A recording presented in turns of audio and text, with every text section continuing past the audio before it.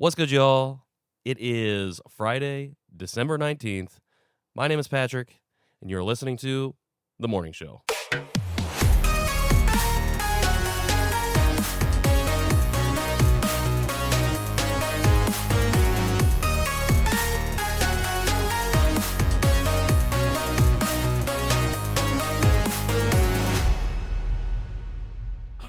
All right. It ain't that bad. I don't know what this. It's very upbeat electronic music. It that is. I found on Pixabay. Was that what the search tag was? No, I don't know what the. I honestly don't know what it was. Like, I think I just typed in transition music. That's awesome. All right. What's up, y'all? We are going to do a follow-up on the ILEA meeting that took place yesterday. And joining me this morning is morning show correspondent Michael Zarick, a.k.a. Michael Zordan, a.k.a. The Big Z, a.k.a. the creator of Third Space Indy, an ideal to work towards in an effort to make the places we live more intertwined with the values of creating safe, comfortable, and livable spaces for everyone. What's up? What is Michael Zordan? Like Michael Jordan. Oh. Yeah, I'm Because doing you're good at what you do. Thank you. I appreciate that. And now my initials are MJZ. There you go. Yeah. See, Yeah. I didn't know that, but it made sense. Middle name not Jordan though. Not Jordan. What is it? Jerry? Joseph. After my What if grandfather. Okay, well, Jerry. That'd be a good name. Michael yeah, I'm Jerry. doing well. Sorry, I've been thinking about this stupid school board thing. Did you even go to sleep? Yeah. All right, we're gonna get into how you're feeling. Actually, yeah, how are you feeling now that you slept?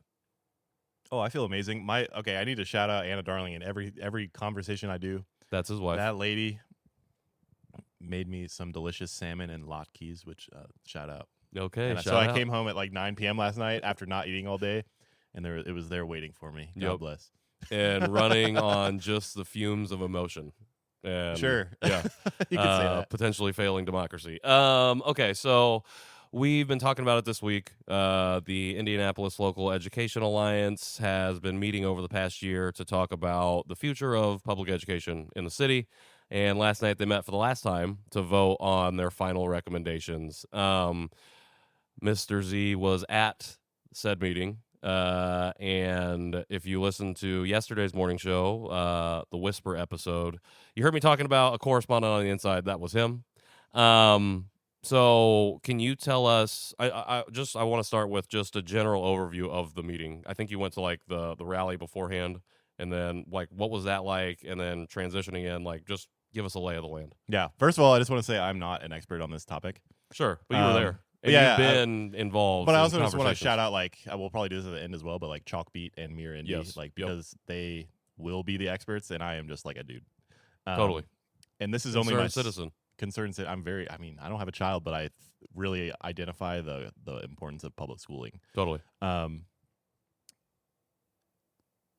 The important thing here that I want to get across is that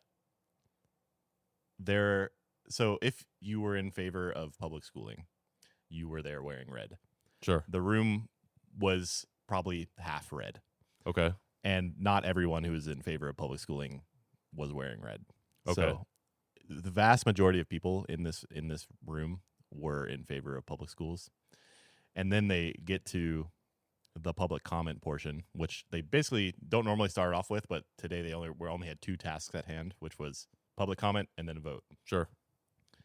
9 out of 10. I don't have the exact numbers, but easily, if I were counting, it's at least 8 out of 10.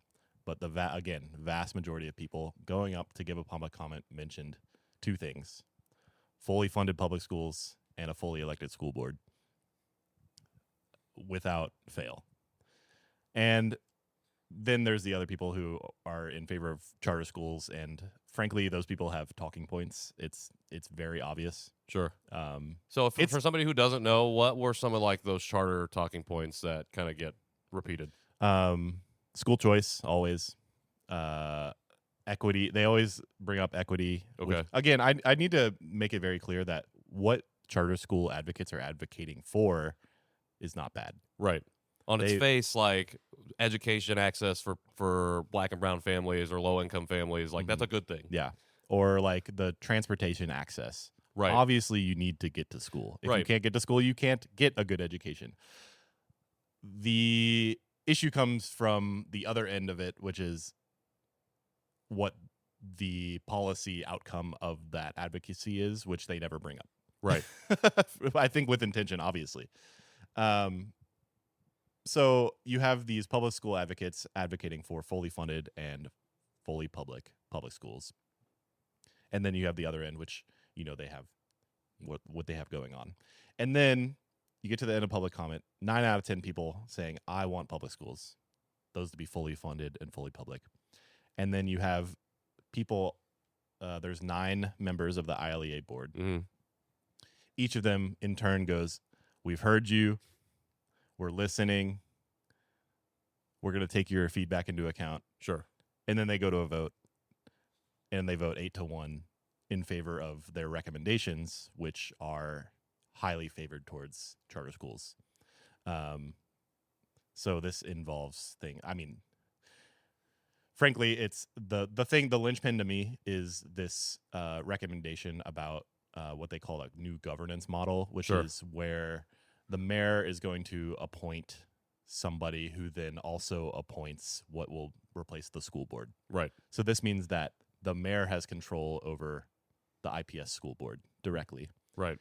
And from what I know, this is, again, pure conjecture, because I am a fool. But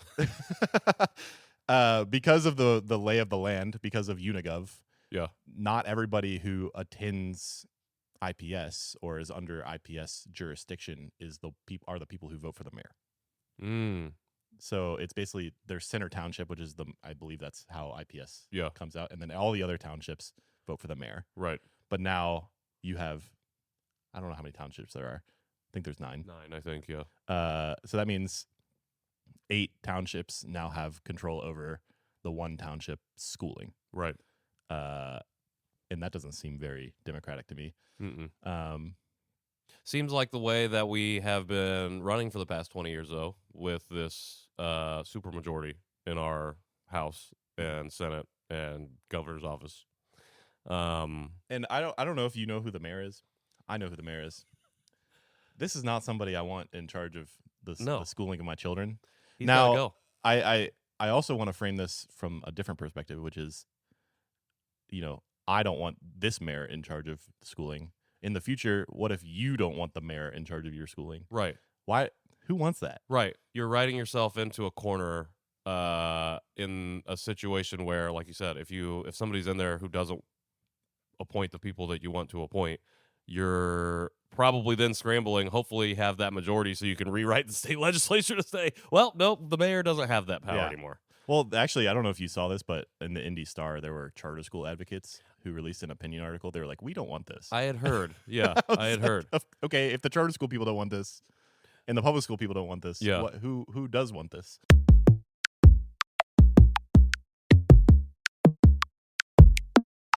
So you said after public comment happened, they were just kind of the boilerplate. Thanks for sharing. We'll take it into consideration. Was there any discussion amongst them afterwards about any of this? I know that there are 2, even though it was 8-1, I know that there are 2 public school advocates on that board. On that. So on the that superintendent, I cannot remember her name. It's Dr. Alicia Johnson. Dr. Yes, Alicia Dr. Johnson. Johnson. Yeah.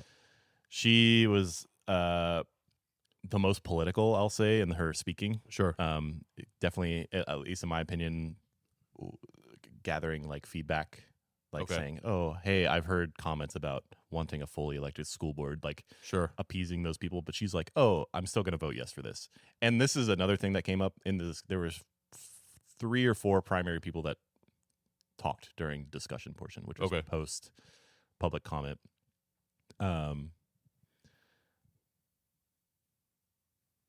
But Alicia Johnson and the people who voted in favor of it said, hey, thanks for your feedback. The other thing they said is, this is not a perfect plan. Why are we submitting an imperfect plan to the Statehouse? I know you have a deadline or whatever, but ask for an extension or make it a referendum, have people vote on it, any of that type of stuff. But she said, oh, I hear you. I want to take your feedback into account. I think we want a fully elected school board, but I think you should take that up to the Statehouse. There was no hesitation in voting yes. And then Andrew Neal, whose wife works for the Mind Trust, mind you, and the Mind Trust is a charter school advocacy nonprofit, quote unquote nonprofit. And so he stands to benefit greatly for advocating for this type of thing. He told this sort of story about this kid named, I think he made the name up. I think he didn't specifically reference. I believe that the child exists. I don't believe it was his real name. Just about this sort of anecdotal story about this kid who attended the church he's a pastor at and wanting to get him to schools. Sure. This is the other thing, is that anybody in the discussion focusing on the charter school advocacy does not address any of the negatives. They only focus on transportation. Right. Okay, just the one. Yeah. Which is the thing that I think everybody is agreeing on. They go, yeah, we should improve it. Sure. Transportation. So yeah, Andrew Neal's like, we got to get Nate to school. It's like, okay, yeah, we should get everybody to school. But totally ignoring any of the, where's the funding coming from? Where's the, where's the elected school board? Any of that type of stuff. Right. Totally dodging any of that. Am I allowed to say that guy's a worm? Sure. Okay, that guy's a worm. Yeah. We're not affiliated with In nobody. fact, I know a couple worms. I know a couple worms with more backbone than that guy. Like this. Okay. That's saying a lot. Or bad. maybe not very much. I hope he hears it. So I wrote down, actually, because I saw in a couple articles the imperfect step forward comment from Superintendent Johnson, somebody that I've been a supporter of. And I wanted to ask you, like, the remark of being like, take it up at the Statehouse feels kind of dismissive and flippant. I'm wondering, like, because we're at the end of this now, and they've been doing this for at least 8 months, I would say, since this got formed earlier this year. I know that there have been advocates at these meetings yelling and rallying. Kind of like with redistricting, though, I'm wondering, is it like, not that we're showing up too late, but for like something like this, like now that it is at the Statehouse, are we able to flex more power there than we would have been able to with the ILEA board, the way it's made up anyways? Does that make sense? To answer your question in a roundabout way, I do not think this is a popular policy. If you Sure, no, I don't think so. I don't think it is either. Are you saying will I'm people saying like show that's up? the play. And like I don't necessarily think the language around it from what you have relayed is maybe the right way or the way I would have wanted it worded. But like the play is more like, take it up at the Statehouse because we've shown that we can fucking do something at the Statehouse. This board, this committee, even the way it was made up, like we weren't going to be able to do that here. You know, does that make sense? Yeah, but that's like such a cop out. It's like you could have just said they could. Sure, just, no, I'm not, and I'm not saying that that's an excuse. Yeah, but I'm saying like, were her and Tina gonna be able to, like? No, I mean if it's 7-2, that's still exactly. outnumbered. But that's kind of what I'm saying. Yeah. But Also, even though you could have done, you still could have stood up and said no, and voted no. Mm-hmm. That's why I think she was sort of making a political play. I don't know what her intended outcome is. I don't herself. either. But I do want to touch on. You mentioned Tina Algren. My goat. That was where I was going. Yeah. I was working it back to Tina. I'm like, I need to hear what Tina had to say about. I just really need to emphasize that she gave a beautiful. She of the public comment, she gave the longest speech, the most heartfelt speech. As is common with public school advocates, she spoke from the heart. She also said, like, importantly, incorporated the feedback of charter school advocates in her speech. She said, "Nice." She said, "You are just as important to me as anyone else." Yeah, which is not something that I hear from charter school advocates often. No. She said, and she basically pointed at them in the crowd. She said, "Hey, I heard you say this. I want that for you. I want that for you." And then continued to say, like, "I will lose sleep over this. Yeah, this decision is devastating to me. I've put my heart and soul into this. I am a public school teacher. I am a parent of 2. I think maybe so. 1. I think it's 2. I think it is 2. Too. But go back and listen to our episode. Whoever ghost I'm looking at. But to have such a to see Tina Ahlgren like put herself out like that and give this beautiful speech, be the only person to vote against these recommendations Sure. that are admittedly by every other person on that at that table imperfect. Yep. And obfuscated, so the people at the Statehouse, who I think the average person listening to this does not trust. Sure. Why would you leave it up to the Statehouse to fill in the blanks Totally. when you have an imperfect plan? Totally. Who wants that? And then you have her just like break. She held it together as much as she probably could in that moment, but like that person has given her life to 100%. public schooling, to hundreds of children, including people I have personally heard from. Like, hey, it's like, oh, I was talking to Tina Ahlgren. It's like, oh, she taught my daughter, or she taught me. Yeah. And that like person had an impact on my life. Yeah. Versus every other person on that board up there, the ILEA board, except maybe the superintendent, has no education experience. Yeah. At all. That's messed up. Well, I mean, these people, this ILEA board was formed with the outcome already in mind. Well, so I heard through the grapevine that originally Tina, Superintendent Johnson, and the mayor were working on together to build like a structure for how this board would be set for this committee for the ILA. And then Brandon Brown came in with a quote unquote plan to form this, and then they just went with that. They didn't do any review. They just took his thing, and then they brought all his people in. So I'm putting all that blame on the mayor because that's his call to begin with. But like you said, like this was the outcome was predetermined the moment that they said, okay, we're just going to do this. Yeah. There's this guy. I said this on my podcast. I got the number wrong, but there's a guy. He's a consultant, and he runs he's the moderate mediator for the meeting. I cannot remember this guy's name. Yeah. He gets paid talking about $40,000 a month. I know, when you said that, I was like, "What? I'm doing something wrong." 40,000. But no, you are doing. Kidding. You're doing it right because this kidding. guy is being like. It's like. I mean, he's being paid to literally steal candy from children. That's like $40,000 a month to do so. Like, I cannot imagine being such a soulless motherfucker. Well, and because then because you're not like tied to any one thing but the dollar or what's in your bank account, because you just cut and run. Like, people that do things like this, they don't stay, especially, or they're probably not even from the place that they're doing it to begin with. And it's easy to not care when you can just turn and leave and be like, oh, I got my check. Yeah. This guy, so if you take the money this guy was paid over the course of the year, let's assume he was there for 12 months. Yeah. That's 400, so that's $480,000. You could fund it like half a school. Yeah. All these buildings that we're talking about, like being preempted or taken over, like we could do something with that money. Instead, we're throwing that money towards one guy who is his whole purpose is to dismantle the public schools. He would never say that out loud. Well, and that's the thing, and that he's going to go to another place, pop up somewhere, and be leading a group like the Mine Trust. And very likely, and this is what Wendy brought up the other day, is that he's going to bounce around the different townships. This goes out. Sure. Goes outward. Well, that's like this is not just that's what I was saying yesterday. It's not just about Indianapolis. Like, this is about Indiana as a whole, and it's a part of a larger issue countrywide when it comes to how we address education. Yeah, Indianapolis is becoming a prototype for what these people want to do countrywide for sure. Right. Because I don't think this has happened anywhere else yet.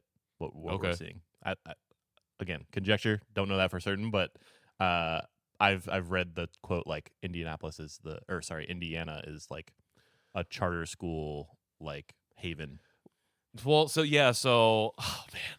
episode will get way too long, but I'll just refer y'all back to my conversation with Tina and Ronak, because Ronak I think he's still an educator at one of the innovation schools, but he was an IPS educator before that. But he talks about, goes into in depth the timeline of charters in Indiana and how and it's like It's wild. But the biggest takeaway that I had is like there's like 12 people who can authorize charter schools, and if you get denied by one, you just go down the list until you get approved. And then 3 years later, your school fails. Oh, well, I'll just go to another authorizer to get approved, which I know was one of the recommendations was IPS would be the sole charter authorizer, which if they do with what they will, like that'll just be on the cutting room floor. Like that won't go through in the legislation. But Yeah.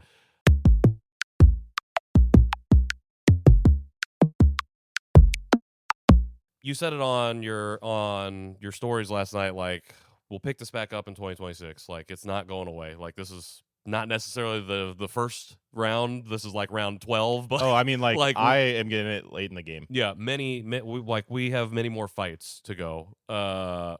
From your perspective, from the meeting and conversations that you've had, like what is next for you and me? What's next for folks like Tina, like people that are in it, and then people who are supporters, allies, moving in solidarity with the people in it? That's such a hard question. So it's very simply answered by there are local advocacy groups, the IEA, which stands for the Indiana Education Educators. I think it's Educators Okay. Alliance. Fact check. I'm gonna fact check it. You And keep then talking. the largest individual advocacy group, in my opinion, is the Central Indiana DSA, which stands for Democratic Socialists of America. Yep.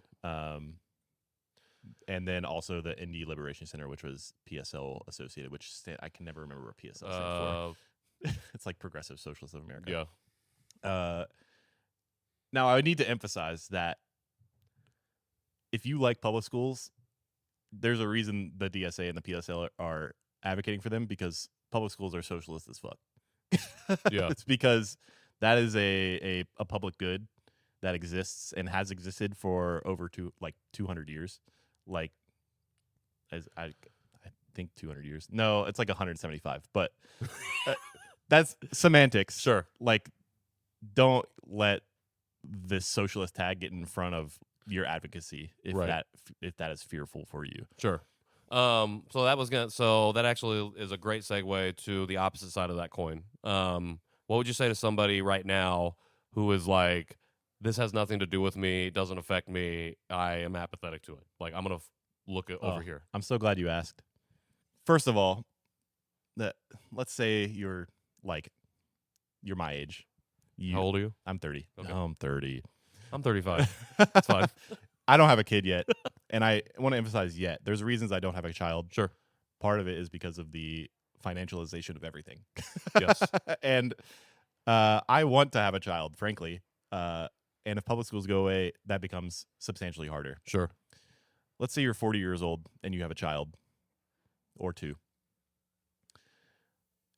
As charter schools take over and become more powerful, and sort of the funding of public schools becomes lessened, you will see that, as we see with many things that get privatized, that the quality, which is already arguable for charter schools, also lessens. Mm-hmm. Now you have, frankly, a dumber child. Sure. Or a child who needs more to succeed, and they're not getting what they need to succeed out of the school that they're attending. Now, let's say you're getting older, 55 and up. Mm-hmm. You maybe need to see a doctor. You need a lawyer. You need a physical therapist. You need your children to go to college. Right. Any of those things. Now with, let's assume this happens immediately, 5, 10, 15 years of degradation, you now have an overall less educated populace, an overall less qualified populace, and now you're being left to rot, because the people who will be taking care of you, who will be doing the things that run society, will just collapse underneath itself. And that is just sort of what happens when you privatize things. We've seen it time and time again. It's I don't have an example off the top of my head, which is unfortunate. Actually, there's just look infinite around. examples, like infinite examples of privatization, I think. And honestly, school is the thing that I'm thinking about, because in Indiana you talked about it a little bit, but like the vouchers. and like how the voucher program was ostensibly created to help low-income families get their kids into school. And because of the way the state legislature is tore apart at that because of school choice, now there's basically no income cap for people to utilize that. And the people who are most utilizing it are the people who don't need it. And so at a certain point, the overall, like you said, the overall populace becomes less educated because only 1% of the populace is getting that. Yeah. Yeah. So, so if you want someone to change your diapers when you're 65 years old, it's fund public schools, bro. That's where do you find people with empathy and know-how on how to change an old man's diapers? Yep. I appreciate you coming through, telling us about this, and giving us your first-person perspective. Again, your first-person, non-expert. Yeah, I'm not an expert. I am just a concerned citizen, as Patrick said. That is its own form of expertise, because that perspective, particularly from a person who currently doesn't have a child, I think is really important, because a lot of people who are going to find themselves apathetic to this issue are people without kids, and they're not going to understand how that's going to affect them, because it's going to affect it down the line, like you said, when they're 65. I have another thing to bring up also. Bring it up. Here in Indianapolis, we have this perception of like crime or whatever. Yep. And like young kids roaming bike gangs, as my wife and I like to say. Where do you think the kids are going to go if their school disappears? They go to the streets. And then you're going to have actual roaming bike gangs of children. Like, we are so hateful as a society towards kids just because there is no... I mean, except for like, unless they're playing Fortnite or Roblox, or they're not alive yet, or they're not born yet, or they're not born yet. Yeah. Unless they're playing Roblox or Fortnite, and you can extract money from them, which is relatively extracting money from their parents. Yeah. There is no profit motive of supporting kids in any way. Like, people don't view it that way. Yeah. And that is a messed up way to live. 100%. Because even if you are thinking monetarily, you want those people to be educated and well employed. Yeah. So then you can extract money from them later. So there's a cycle going on here. Yeah. Of like, we're just leaving kids out to dry always. It's honestly, it's capitalism, a finite business model, and at a certain point, there's not going to be enough people to sustain it, and nobody's going to be here. Somebody's going to be trying to get into space, and then everyone's dead. Mm-hmm. Bye bye humanity. We had a good run. Well, and then we ruined it. Don't go scrolling on Twitter. That's what I say. Don't do that. Don't go scrolling on any social media app anymore. Go outside. Tune into my conversation with Sarah Silcox to listen to us talk about how AI is taking over our lives and what we can do to combat that. Did you record that already? We did. That's coming out next week. Until then, though, Michael, tell them about what you got going on Third Space Indy, what you got coming up next, where they can find and support your work. Hey, I'm having an identity crisis. I run a podcast called Third Space Indy. Primarily, it's focused on people around Indianapolis who are doing community-focused work. But I've also transitioned into this, and I think it's important to understand that politics drives your community more than any other thing. And so I have sort of rethought how I think about politics as well. So I'm incorporating a lot of that as well. So if you're interested in community people who are doing cool stuff, as well as being informed about local politics from an uninformed personal perspective, like me and Patrick, then I'm your guy. Perfect. Yep. Appreciate you coming through, man. I'm going to have you more times for more stuff because you get out more than me. Woo! Woo!